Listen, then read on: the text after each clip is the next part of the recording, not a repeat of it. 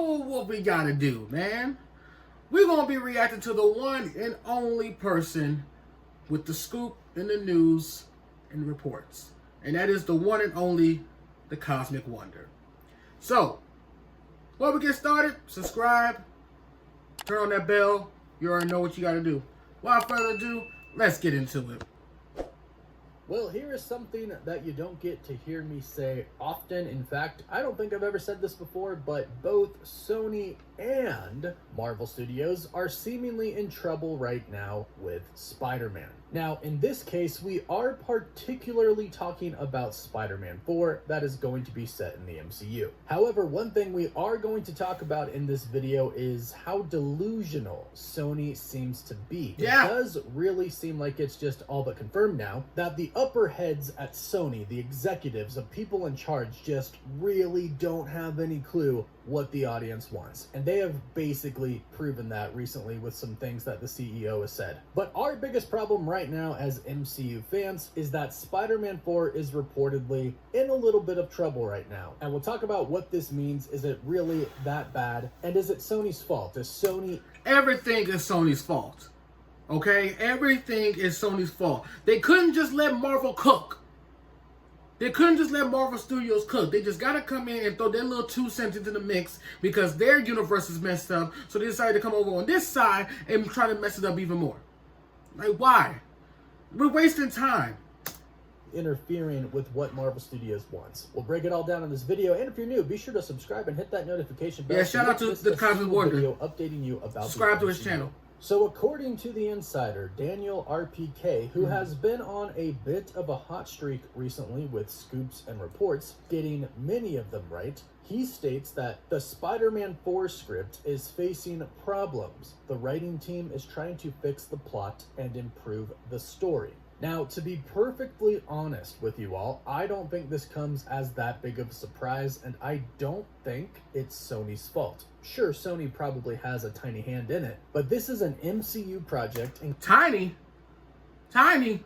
They got a lot more to deal with this, bro. What are you talking Feige about? has final say with what they do. Yes, Sony can try and push and persuade and pressure Marvel Studios to do certain things. And yes, in their contract that they made for Spider-Man to be in the MCU, I'm sure there are some stipulations that give Sony some control. But ultimately, Marvel Studios and the MCU is controlled by Kevin Feige. And here is probably the biggest thing that has affected this movie. Are you ready for it? Because it's something that Marvel Studios did themselves. It's the introduction of Doctor Doom to the MCU, making the next Avengers film, Avengers Doomsday, and putting Spider-Man in between Avengers Doomsday and Avengers Secret Wars. Okay. This kind of pigeonholed them a little bit. It put them in a hard situation. Because Avengers Doomsday, based off of everything that we've heard, and I'm talking official reports from Marvel themselves, we're talking the big trades like Deadline, and of course what insiders have been saying as well. Everyone is saying the same thing. This is going to be a multiversal film, and there are going to be a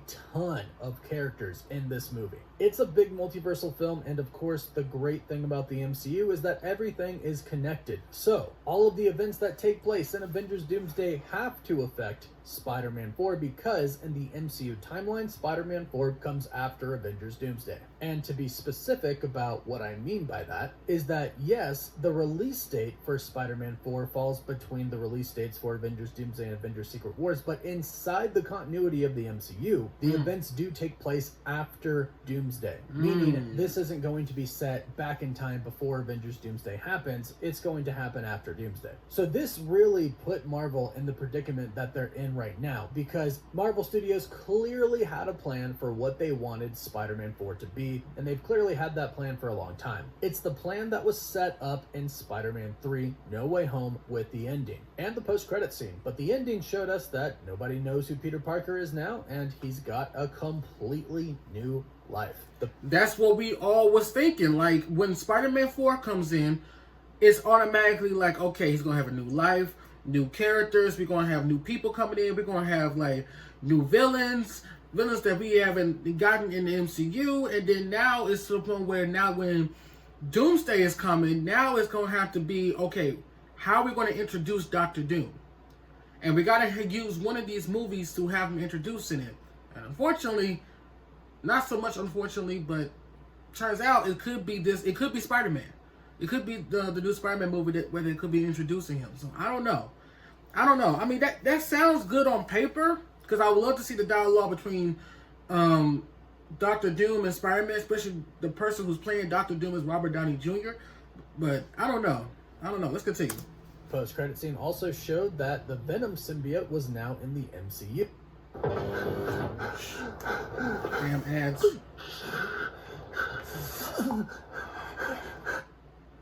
And based off of everything that we have heard in the past about Spider-Man 4, based off of everything we knew, the story was going to be a very grounded and street-level story. It would have Spider-Man being the friendly neighborhood Spider-Man fighting villains in the streets of New York, Kingpin being the ultimate big bad of kind of the street-level side of the MCU, Daredevil would be involved, possibly the Punisher, possibly Echo. It doesn't really matter now because that is not what the plan is anymore. It has to be a multiversal film. And in a weird way, Sony is really getting what they wanted, because Sony has been telling Marvel Studios they want Spider-Man 4 to be bigger and better than Spider-Man No Way Home. And guess what? Sony is getting that, because we kind of know what Marvel Studios' new plans are for Spider-Man 4, but we also know that Sony is pretty delusional thanks to some recent comments that the CEO has made. We'll talk about those in just a bit, but first, I always do my best on the channel to try and keep you. All right, we're gonna pause there for a second. Shout out to the Cosmic Wonder. Hey, get your bag, bro. Definitely get your bag. But yeah, I saw some parts that what Sony CEO said. They are completely like, they're so delusional that it's not even funny. Like, that's how bad it is. Hold on, let me get to that. Okay, boom.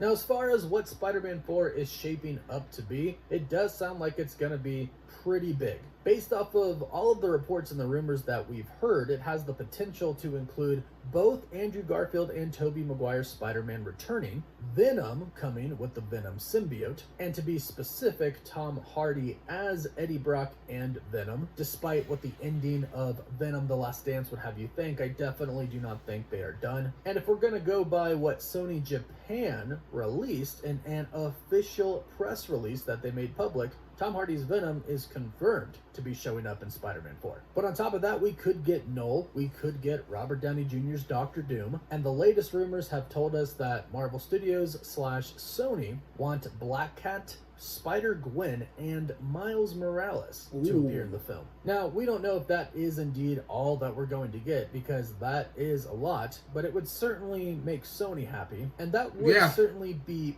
bigger than Spider-Man No Way Home, simply because it has the three Spider-Men together once again, but you're adding Venom, Miles, Spider-Gwen, Black Cat in the movie. Oh my god. If they really want to go multiversal, you gotta get Haley Steinfeld to play Spider-Gwen. And I'm gonna say this to the day I die. I want Sydney Sweeney to play the Black Cat. I don't know about you guys, but I want Sydney Sweeney to play the Black Cat. If not, then that Madeline girl, I forgot what her last name is. Either way, one of them needs to play the Black Cat. Because, my God. But the fact that Spider-Gwen and Black Cat could be in the conversation to be in this movie, they really want this to be a big-ass multiverse movie. Like, damn.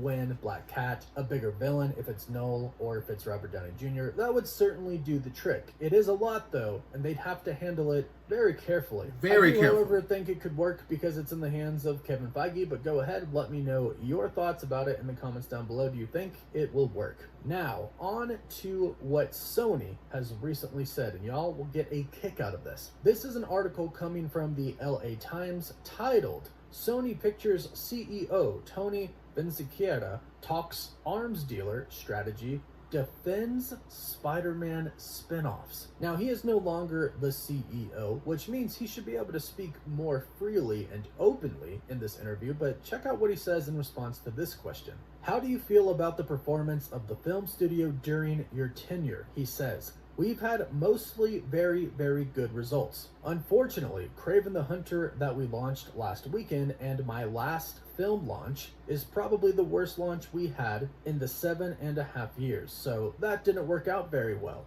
which I still don't understand because the film is not a bad film. He then goes and talks about how his other films have been successful, but the interview brings it back to the Spider-Verse. They state this to try to get more information from him. They say, going back to Kraven the Hunter, and Sony had Madam Web earlier this year, which also underperformed, in which this was the response. Let's just touch on Madam Web for a moment. Madam Web underperformed in theaters because the press just crucified it. It was not a bad film, and it did great on Netflix. For some reason, the press decided that they didn't want us making these films out of Kraven and Madam Web, and the critics just destroyed them. They also did it with Venom, but the audience loved Venom and made Venom a massive hit. These are not terrible films, they were just destroyed by the critics and the press for some reason.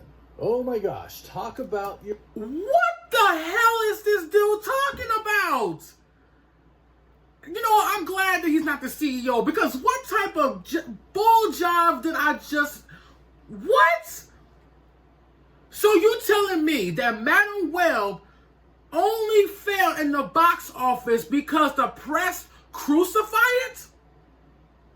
Don't you think that it's probably because the writers made the movies suck? You had actresses that didn't want to be in this film and thought that they was going to be in the Marvel Studios universe, but you done hoodwinked them. The villain in the movie was ass.